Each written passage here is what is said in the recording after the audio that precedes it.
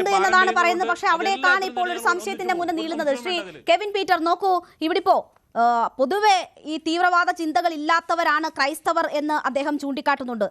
വർഗീയ ചിന്തകൾ കുറവുള്ളവരാണ് ക്രൈസ്തവർ എന്ന്. പക്ഷേ അവിടെ രണ്ട് വിഭാഗങ്ങൾ, തീവ്രവാദ ഗ്രൂപ്പുകൾ സജീവമാകുന്നുണ്ട് കേരളത്തിൽ.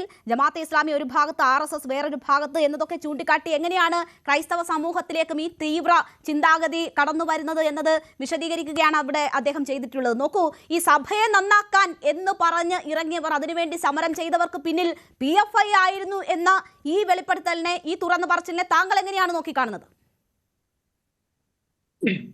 ആൻഡ്രൂസ് താഴത്ത് പിതാവിന്റെ അഭിമുഖം ദീപിക പത്രം പ്രസിദ്ധീകരിച്ചു. അതിലെ പോപ്പുലർ ഫ്രണ്ടിനെ സംബന്ധിച്ച ഒരു പരാമർശമുണ്ട്. ആ പരാമർശം പുറത്തു വന്ന ഉടനെ പോപ്പുലർ ഫ്രണ്ടോ അല്ലെങ്കിൽ അവരുടെ രാഷ്ട്രീയ സംഘടനയായ SDPIയോ അല്ല പ്രതികരിച്ചത്. എറണാകുളം അങ്കമാലി അതിരൂപതയിലെ അൽമായ മുന്നേറ്റം എന്ന് പറയുന്ന സംഘടനയുടെ ഷൈജു ആന്റണിയാണ് ആദ്യം പ്രതികരിച്ചത്. ഇന്നവർ വാർത്താ സമ്മേളനം നടത്തി. ആ വാർത്താ സമ്മേളനത്തിൽ പറഞ്ഞ അതേ കാര്യങ്ങൾ തന്നെ ശ്രീ റിജു കാഞ്ഞിരക്കാരനും പറയുന്നു. അത് ഞങ്ങളെയാണ് ഉദ്ദേശിച്ചത്, ഞങ്ങളെ മാത്രമാണ് ഉദ്ദേശിച്ചത് എന്ന ആ സിനിമ ഡയലോഗ് പോലെ അവർ അത് കരുപിടിക്കും. എന്താണ് ആൻഡ്രൂസ് താഴത്ത് പിതാവ് ദീപിക പത്രത്തിൽ കൊടുത്തത്? ഞാൻ പെട്ടെന്ന് വായിക്കാം. ചിലരുടെ കുൽസിതമായ ഇടപെടലുകൾ ഉണ്ട്. പോപ്പുലർ ഫ്രണ്ടിനെ റെയ്ഡ് ചെയ്ത ഒരു സീറോ മലബാർ സഭയിലെ ആരാധനാക്രമ വിഷയത്തിലടക്കം ചിലരുടെ കുൽസിതമായ ഇടപെടലുകൾ ഉണ്ട്. പോപ്പുലർ ഫ്രണ്ടിനെ റെയ്ഡ് ചെയ്ത ഒരു ഉദ്യോഗസ്ഥൻ പറഞ്ഞതനുസരിച്ച് അവരുടെ പദ്ധതികളിൽ ചിലത് സീറോ മലബാർ സഭയെ ഭിന്നിപ്പുണ്ടാക്കുക എന്നതായിരുന്നു കാരണം. ഏറ്റവും സംഘടിച്ചു നിൽക്കുന്ന സഭാവിഭാഗത്തെ ഭിന്നിപ്പിച്ചും വഴക്കടിച്ചും തർക്കാമെന്ന് അവർ കണക്ക് കൂട്ടുന്നത്രേ. അല്ലാതെ പോപ്പുലർ ഫ്രണ്ടിനെ റെയ്ഡ് ചെയ്ത് പിടിച്ചപ്പോൾ അവരുടെ നേതാക്കളിൽ നിന്നും പല വിവരങ്ങൾ ഇവിടുത്തെ അന്വേഷണ ഉദ്യോഗസ്ഥർ ശേഖരിച്ചിട്ടുണ്ട്.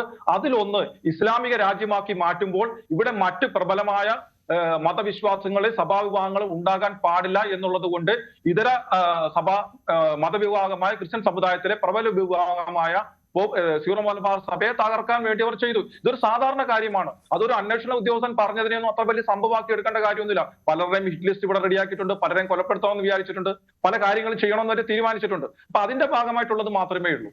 ഇത് പുറത്തു വന്ന ഉടനെ ഇവർ എന്തിനാണ് ഇത്രയും രോഷാകുലരാകുന്നത്? ആരാധനാക്രമം പറഞ്ഞ് പ്രതിഷേധമുണ്ടാക്കിയത് അവരല്ലേ? അപ്പോൾ ഇങ്ങനെ ഇത്ര വ്യക്തമായ ഒരു ആരോപണം ഉണ്ടാകുമ്പോൾ പ്രതികരിക്കേണ്ടത് അവരല്ലേ? ഇതിനകത്ത് ആൻഡ്രൂസ് താഴത്ത് പിതാവ് പറഞ്ഞതിന്റെ കാരണം ഞാൻ പറയാം.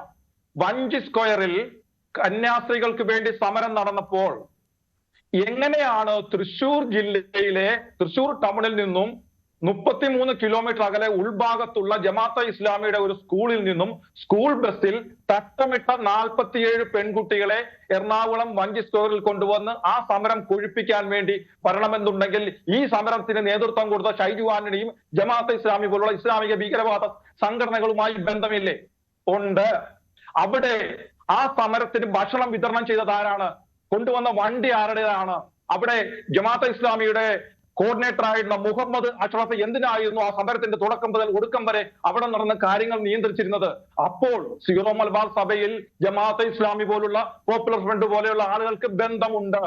പിന്നെ മറ്റൊന്നുകൂടി നിങ്ങൾ നോക്കൂ. പോപ്പുലർ ഫ്രണ്ടിന്റെ നിരോധനത്തിന് മുമ്പും നിരോധനത്തിന് ശേഷവും എങ്ങനെയാണ് ഇവിടുത്തെ എറണാകുളം വിമത വൈദികരുടെയും അവരുടെ പിണിയാളുകളുടെയും സമരമെന്ന് നിങ്ങൾ നോക്കൂ. പോപ്പുലർ ഫ്രണ്ടിന്റെ നിരോധനത്തിന് മുമ്പ് വളരെ ചിട്ടയായിട്ടുള്ള, വളരെ ഈവൻ മാനേജ്മെന്റ് ഗ്രൂപ്പുകൾ നടത്തക്ക രീതിയിലാണ് ഇവരുടെ എല്ലാവിധ സമരങ്ങളും നടന്നിട്ടുള്ളത്. നല്ല രീതിയിലുള്ള മാധ്യമ കവറേജ്, ആളുകളുടെ ബാഹുല്യം, എല്ലാ രീതിയിലും വളരെ ചിട്ടയായതാണ്. എന്നാൽ പോപ്പുലർ ഫ്രണ്ടിന്റെ നിരോധനത്തിന് ശേഷം ഈ ഷൈജു ആന്റണി ഉൾപ്പെടെയുള്ളവർ ഏകദേശം 3-4 മാസങ്ങളോളം നിശബ്ദരായിരുന്നു. അതിനുശേഷം ഇവർ നടത്തിയ സമരങ്ങൾ നോക്കൂ, മുൻപ് നടത്തിയ സമരങ്ങൾ നോക്കൂ. പോപ്പുലർ ഫ്രണ്ട് പിടികൂടപ്പെട്ടതിന് ശേഷം ഇവരുടെ സമരങ്ങളിൽ പോപ്പുലർ ഫ്രണ്ടിന്റെ നിരോധനത്തിന് ശേഷം അല്ലേ ഈ പ്രശ്നം പരിഹരിക്കപ്പെടുന്നത്? രണ്ട് വിഭാഗത്തിനും പ്രശ്നമില്ലാത്ത രീതിയിൽ ഇത് പരിഹരിക്കപ്പെടുന്നത് അതിന് ശേഷമല്ലേ? അപ്പോൾ പോപ്പുലർ ഫ്രണ്ട് നിരോധിക്കപ്പെട്ടു, അവരുടെ ശക്തി കുറഞ്ഞു, അവർക്ക് പിന്തുണയില്ല, അവർ നിശബ്ദരായ സമയത്ത് എന്തിനാണ് പോപ്പുലർ ഫ്രണ്ടിന് വേണ്ടി തെരുവിലിറങ്ങിയവരുടെ മുമ്പിൽ കോംപ്രമൈസ് ഉണ്ടായതെന്നൊരു ചോദ്യമില്ലേ? കോംപ്രമൈസും അത്തരം വിഷയങ്ങളും പോപ്പുലർ ഫ്രണ്ടുമായിട്ട് ബന്ധമൊന്നുമില്ല. പക്ഷെ പോപ്പുലർ ഫ്രണ്ട് ഇതുപോലുള്ള സഭയിലുണ്ടാകുന്ന ഇതുപോലുള്ള പ്രശ്നങ്ങളിൽ ഇടപെട്ടുകൊണ്ട് അത് മാക്സിമം സങ്കീർണമാക്കുവാനും അതിനെ കുത്തിത്തിരിപ്പുണ്ടാക്കുന്ന ആളുകൾക്ക് വേണ്ട സാമ്പത്തിക സഹായം, നടത്തിയതാണ് ശ്രീ സുമിത് ജോർജ്. കൂടുതൽ വാർത്തകൾക്ക് News 18 Keralam YouTube channel subscribe ചെയ്യുക.